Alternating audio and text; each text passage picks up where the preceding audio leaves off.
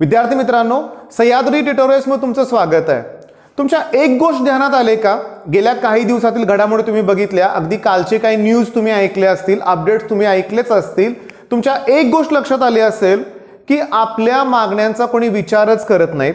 विद्यार्थ्यांची नक्की परिस्थिती काय आहे, त्यांचा अभ्यास कसा सुरू आहे याचा कोणीही विचार करत नाही. आणि हे अगदी आत्ताचं नाही आहे, गेल्या कितीतरी वर्षापासून हे असंच सुरू आहे.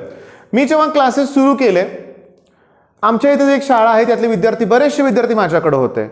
मी ऑब्झर्व केलं की 9th स्टँडर्डपर्यंत विद्यार्थी निवांत असायचे आणि 10th स्टँडर्डमध्ये मुलं गेली की मग दिवसभर शाळेत त्यांना थांबवून घेतलं जायचं. ओके, त्यांना घरी सोडलंच जायचं नाही. वेगवेगळ्या प्रकल्पाची नावं देऊन त्यांना अगदी दिवसभर शाळेतच थांबवलं जायचं. अगदी बऱ्याचशी मुलांची तयारी असेल ना, नाही आम्ही घरी अभ्यास करतो, नाही तुम्ही शाळेतच अभ्यास केला पाहिजे. दुसरं महत्त्वाचं म्हणजे प्रिलिमची एक्झाम आली ना की एका दिवसात 2-2 पेपर असायचे. म्हणजे 3 तासाचा पेपर सकाळी, 3 तासाचा पेपर लगेच 1 तासाच्या ब्रेक नंतर. मी एकदा शाळेत गेलो आणि म्हटलं की हे सलग 3-3 तासाचे पेपर म्हणजे विद्यार्थ्यांना शक्य होत नाहीये, लिहिणं पण शक्य होत नाही आणि अभ्यास करणं पण त्याच्यापेक्षाही जास्त अवघड आहे. तेव्हा शाळेतून मला असं सांगण्यात आलं की रोज 2 पेपर घेतल्यामुळं कमी वेळेत एक्झाम कंप्लीट होते आणि मुलांना अभ्यासाला जास्त वेळ मिळतो. म्हणजे तुमच्या लक्षात आलं का? अगदी वर्षानुवर्ष ही जे आहेत ना, ज्यांना आपण काय म्हणूया, आपण तज्ज्ञ मंडळी म्हणूया आपण, यांना काहीही कळत नाहीये की विद्यार्थ्यांना नक्की काय, त्यांच्या भावना समजूनच घेत नाहीयेत. ते मेन पॉइंट काय की 2013 पासून बोर्डचं टाइम टेबल एकच आहे की फिजिक्सला 4 ते 5 दिवस सुट्टी आणि केमिस्ट्रीला 1 दिवस सुट्टी. चेंज नाही, कधीच ऐकलं नाही. आणि लक्षात घ्या, गेल्या वर्षी त्यांच्यापर्यंत ही मागणी गेली होती, त्यांनी ऐकलं नाही, सपशेल दुर्लक्ष केलं. मग या वर्षी 2 एक्झाम पोस्टपोन का केल्या? ते कसं जमलं? टेक्निकल इश्यूज असं कारण दिलं आणि मराठी आय थिंक हिंदीचे पेपर त्यांनी पुढे ढकलले. हे कसं जमलं? मग हे जमतंय पण तुम्हाला इकडचं जमत नाहीये. म्हणजे रियालिटी अशी आहे की त्यांना काय फिकीरच नाहीये. बरं, एक्झाम पोस्टपोन केले त्यांनी. तो मराठी पेपर कधी ठेवलाय? एप्रिलमध्ये. समजा PCMB ग्रुपची मुलं आहेत, बायोलॉजी त्यांचा शेवटचा पेपर आहे, मला वाटतं 17 तारखेला आहे. मग 17 मार्चला त्या मुलाचा पेपर संपल्यानंतर त्यानं 15 दिवस वाट बघायची मराठीच्या पेपरची. मग CETचा अभ्यास सुरुवात करायची का ते मराठीचं करायचं? मराठीचं टेन्शन असणार आहे ना. अरे पेपरचं टेन्शन आहे ना. आपल्या समाजात 10वी आणि 12वीचं एवढं त्यांनी हे करून ठेवलंय पहिल्यापासून की बोर्डची एक्झाम, एवढा विद्यार्थ्यांना तणाव दिला जातो की विचारूच नका. तर माझं म्हणणं काय, मग आपलं काम काय? अभ्यास करत राहणं. सध्या दुसरा ऑप्शनच ठेवला नाही त्यांनी आपल्याला आणि तोच आपण तो ऍक्सेप्ट करायचा आहे. हा, काय करायचं ते करा, देतो आम्ही एक्झाम, फक्त घ्या वेळेत. आणखी सगळ्यात महत्वाचं बरं का, मी तर फळ्यावर लिहिलंय की मी काल प्रदीप गिरी अपडेट या चॅनलवरती सरांचा व्हिडिओ बघितला. त्यांनी सांगितलं की ऍडव्हान्सच्या डेट्स डिक्लेअर झालेत म्हणून. इथं मेन्स बद्दल अजून काही क्लिअर नाहीये. 4 अटेम्प्ट का 2 अटेम्प्ट हे पण फिक्स नाहीये. आणि त्यांनी डायरेक्ट डेट्स कुठल्या दिल्यात? ऍडव्हान्सच्या. रिझल्ट केव्हा लागणार ते पण सांगितलंय. म्हणजे काय आहे की नाही, मेन्सचा पत्ता नाही अजून, ऍडव्हान्सच्या डेट डिक्लेअर. दुसरी महत्वाची गोष्ट, बघा मला त्यात जास्त माहित नाही, मी JEE बद्दल बिलकुल जात नाहीये. ऍक्च्युली मला ते काही कल्पना पण नाही त्यांचं टाइम टेबल कसं असतंय ते. पण एक लक्षात घ्या, आपल्या CETचं काय ते तर अगोदर कळवा ना आम्हाला. नाही तर म्हणजे थोडक्यात काय बघा की बोर्डची एक्झाम सुद्धा तुम्ही या महिन्यात घेणार आहे, हे जर अगोदरच सांगितलं असतं तर फार बरं झालं असतं. मी रिक्वेस्ट करतोय. म्हणजे आता काय, आता तुम्हाला सांगू का, परवा एका मुलाचं कॉमेंट पण असतं की कोण विचारतंय तुम्हाला साताऱ्यातच कोण ओळखत नाही, तुमच्या मागण्या कशा पोहोचणार? पण मी सांगू का तुम्हाला बाळांनो, हे एक ना एक वेळ त्यांच्यापर्यंत पोहोचणार आहे की आम्हाला लवकर टाइम टेबल हवाय. CETचं गरज आहे इथं की CETचे डेट्स नक्की काय केव्हा आहेत, की बोर्डची एक्झाम झाल्या लगेच घेणार आहात का मे महिन्यामध्ये? लगेच घेणं त्यांना पॉसिबलच नाहीये. पण काय सांगावं? तर माझं म्हणणं काय बाळांनो, तुम्ही अलर्ट राहायचंय. अलर्ट राहायचंय, लक्षात घ्या. आता सध्या तर बोर्डच्या एक्झामवरतीच फोकस करा. जे झालंय तेच तुम्हाला रिवाइज करायचं आहे. नवीन आता जे टॉपिक राहिले असतील त्याचा बिलकुल तणाव घ्यायचा नाहीये. 1-2 टॉपिक राहिले तरी चालतात, काही प्रॉब्लेम नाही आहे. केमिस्ट्रीमध्ये न्यूमेरिकल्स, मी तुम्हाला सांगतो आज तुम्हाला काय करायचे आहेत? न्यूमेरिकल्स करायचे आहेत. सिरियसली सांगतो, न्यूमेरिकल्स करायचेच आहेत, लक्षात घ्या. आणि टॉपिक कोणते आहेत? Solid state, solution, thermo chemical kinetics, ionic equilibria आणि शेवटी कुठला? इलेक्ट्रोकेमिस्ट्री. 5ही जे टॉपिक आहेत त्याचे व्हिडिओज माझे तयार आहेत. तुम्ही काहीच जरी केला नसेल तर काही इश्यू नाहीये, व्हिडिओज बघा, तुमचे डाऊट्स क्लिअर होतील. आणि तुम्हाला मी सांगू का, लक्षात घ्या की केमिस्ट्रीचे मी सांगतो तुम्हाला, आता न्यूमेरिकल्स कुठले मी तुम्हाला देत बसत नाहीये, कारण ऑलरेडी सगळेच न्यूमेरिकल्स तुम्हाला करायचे आहेत. पण पार्ट 1 मध्ये आपण काय केलं होतं की बरेचसे इम्पॉर्टंट क्वेश्चन्स मी तुम्हाला दिले होते. काल संध्याकाळी काय केलं, मी तुम्हाला डेरिव्हेशन्स करायला सांगितलेले. आता मी तुम्हाला काय सांगतोय, न्यूमेरिकल्स फिनिश करा. म्हणजे उद्या तुम्ही 1-2 दिवसात तुमची केमिस्ट्रीची परफेक्ट तयारी झाली की तुम्ही रिलॅक्स राहणार आहे. का? कारण केमिस्ट्रीला एकच दिवस सुट्टी आहे. मी बाळांनो सांगतो, कारण रोज एक 300-400 नवीन सबस्क्रायबर आपल्या चॅनलवर ॲड होत आहेत. त्यांचं स्वागत आहे. आणि मला पुन्हा एक गोष्ट सांगायची आहे की केमिस्ट्रीला एकच दिवस सुट्टी आहे. टॉपिक वाईज केमिस्ट्रीचा अभ्यास करायचाच नाहीये. तुम्ही सगळ्या डेफिनेशन्स, डिस्टिंग्विश, लॉज, डेरिव्हेशन्स असं करा. डेरिव्हेशन हार्डली 10-12 असतील म्हणूया आपण, ते पण छोटे छोटे आहेत, लक्षात घ्या. तेव्हा केमिस्ट्रीची भीती काहीच नाहीये. आणि सांगू का, रिॲक्शनला घाबरताय तुम्ही, रिॲक्शन सोडून सुद्धा टॉपिक्स आहेत. म्हणजे तुम्हाला सांगतो, transition, inner transition, coordination compound, polymer, green chemistry, nano technology, biomolecules, त्यात ग्लुकोजच्या रिॲक्शन्स आहेत, पण त्या इझी आहेत, लक्षात घ्या. आणि त्याच्यामुळं काय होणार आहे की कुठलाच तणाव घ्यायची काही गरज नाही आहे. आणि फिजिक्स मी तुम्हाला सांगू का की लास्ट इयरच्या पेपर जेव्हा मी अनालिसिस दिलं होतं ना, तेव्हा माझ्या पण ते लक्षात आलं की पेपरचा पॅटर्न अतिशय सोपा आहे.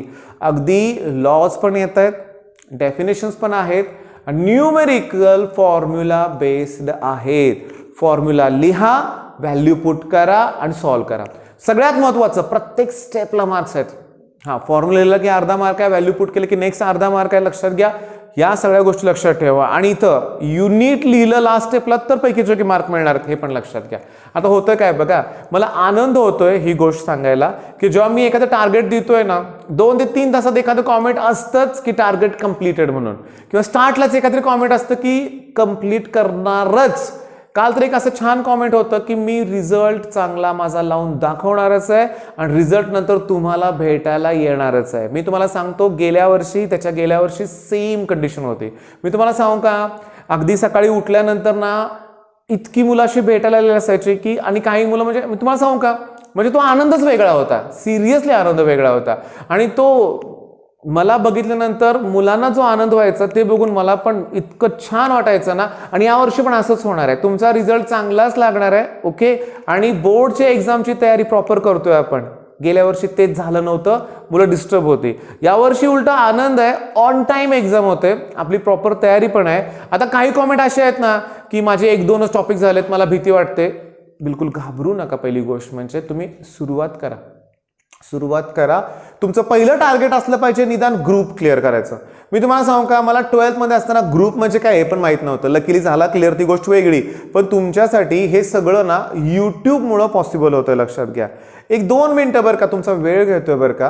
पण मी तुम्हाला सांगू का की क्लिअरली 1-2 ते 3 वर्षापर्यंत यूट्यूबवरती MHT CET सोडा बोर्डसाठी सुद्धा काहीही नव्हतं. मग याची सुरुवात मंथन अकॅडमी या चॅनलपासून झाली. त्या सरांनी मॅथ्सचा इतका बेस्ट कंटेंट दिला. त्याच्यानंतर फिजिक्स ज्ञान मुकेश नायक सरांनी सुरुवात केली. आणि त्याच्यानंतर तुम्हाला सांगतो, शिंदेच केमिस्ट्री टेक्निक हे चॅनल होतं. हे 3 ते 4 चॅनलनी सुरुवात केली. म्हणजे कुठलाही बेस नसताना सरांनी सुरुवात केली. आणि नंतर मी तुम्हाला सांगू का, मग नंतर फिजिक्ससाठी निशांत सर, केमिस्ट्रीसाठी जगदीश वाघ सर, हे बेस्ट, बायोसाठी दिगंबर माळी सर, हे म्हणजे मी तुम्हाला सांगतो, हे जे चॅनल आहेत ना, हे अगदी लोअर लेवलपासून शिकवत आहेत. मॅथ्ससाठी दिनेश सरांचं नाव घ्यायचं राहिलं चुकून माझ्याकडे, ते तर बेस्टच, लक्षात घ्या. ॲक्च्युली तुम्हाला मग सांगायचं म्हणलं तर अगदी फिजिक्स ज्ञान मुकेश नायक सरांच्या अगोदर दिनेश सरांचंच होतं. कदाचित मी आता बोललो पण असेल. मला सांगायचं एवढंच आहे की इथून पुढं तुम्हाला जर फिजिक्स हवं असेल, निशांत पटवर्धन सर, फिजिक्स ज्ञान मुकेश नायक सर, 1 शॉट लेक्चर्स आहेत, सगळं अवेलेबल आहे. पण मी सांगतो, मग तुम्हाला क्लासेसची काही गरज पण नाही आहे. फक्त होतं काय की तुम्ही फक्त सुरुवात करा. मेन पॉईंट काय बघा, समजून घेण्याचा प्रयत्न करा. मला सांगायचं काय ते की तुम्हाला इथं ह्यांच्याकडं पूर्णपणे दुर्लक्ष करायचं आहे. त्यांच्याकडनं अपेक्षाच ठेवू नका की हे आपल्या हिताचा कुठला डिसिजन घेतील म्हणून, कारण आत्तापर्यंत घेतलेलं नाहीये कधी. आत्तापर्यंत घेतलं नाही, इथून पुढे बी घेतील असं सांगू शकत नाहीये आपण. बऱ्याचशा गोष्टी अशा असतात की मला कळते, तुम्हाला कळते, पण यांना कधी कळायचं. ओके. म्हणजे होतंय काय की अतिशय चुकीचे. आणि मी लास्ट तुम्हाला सांगतो, शॉकिंग बरं का. आता तुम्हाला सगळ्यांना माहिती आहे की पायची व्हॅल्यू 3.14 घेतो आपण, बरोबर आहे. पण मी एक असंच लेक्चर ऐकलं होतं, लक्षात घ्या, की त्याचे मॉडरेटर होते किंवा एकदम ते एक्सपिरियन्स्ड होते. त्यांनी एक वाक्य सांगितलं की पायची व्हॅल्यू जर 3.142 घेतलं तरच आम्ही चेक करतो, नाही तर 0 मार्क देतो. अरे ह्याला काय अर्थ आहे? बरे सांगा तरी रूल्स आम्हाला, हे कोणी सांगत पण नाहीये. बरं सगळ्यात महत्वाचं म्हणजे असं काय ऐकलं की भीती वाटते पुन्हा आणखीन. पण मी काय म्हणतो की जर एखाद्या न्यूमेरिकलमध्ये 3.14 घेऊनच परफेक्ट कॅल्क्युलेशन होत असेल तर 142च घ्यायची काय गरज आहे सांगा बघू. पण काही ठिकाणी गरज असेल तर घेऊया ती व्हॅल्यू. म्हणजे जरा सायन्स शिकतोय मुलगा, म्हणजे अशा गोष्टीत त्याला अडकून ठेवण्यात काय अर्थ आहे का? नाहीये. मी तुम्हाला सांगू का, टार्गेट मी आजचं दिलंय बरं का तुम्हाला. न्यूमेरिकल्स केमिस्ट्रीचे सगळे करायचे आहेत, 10 ते 15 मार्काला येणार आहे. सीईटी सुद्धा तेवढंच वेटेज आहे. आणि हे झालं की आपल्याला बाकीचं पण करायचंच आहे. आणि मी तुम्हाला सांगू का, फिजिक्समध्ये पण बरं का, फिजिक्समध्ये सुद्धा सगळ्या डेफिनेशन्स आहेत. मी तुम्हाला सांगू का, डायग्राम म्हणजे नक्की कुठल्या रे? वेव्ह ऑप्टिक्समध्ये बघा, plane wave front, spherical wave front, reflection आहे. रिफ्रॅक्शन बहुतेक डिलीटेड आहे यावर्षी. त्याच्यानंतर तुम्हाला सांगू का, परफेक्टली ब्लॅक बॉडी, त्याच्यानंतर सिंपल पेंडुलम आहे, त्याच्यानंतर अँगल ऑफ बँकिंग आहे. मी तर काय म्हणतो माहिती का, डायग्राम सगळ्याच करायच्या. तुम्ही लक्षात घ्या, मी लास्ट टाइम पण सांगितलंय, फिजिक्सची भीती वाटते ना, डायग्राम पहिला सगळ्या करा. फिजिक्स तुम्ही केलंच नसेल तर न्यूमेरिकल होणार नाहीत बरं का इतक्या लवकर. पण डायग्राम करा. 2-2 मार्काचे प्रश्न आहेत, ते डेरिव्हेशन्स करा. डेरिव्हेशन झालं की फॉर्म्युला पार्ट होईल, मग त्याच्यावर सिंपल न्यूमेरिकल्स येईल तुम्हाला सगळं.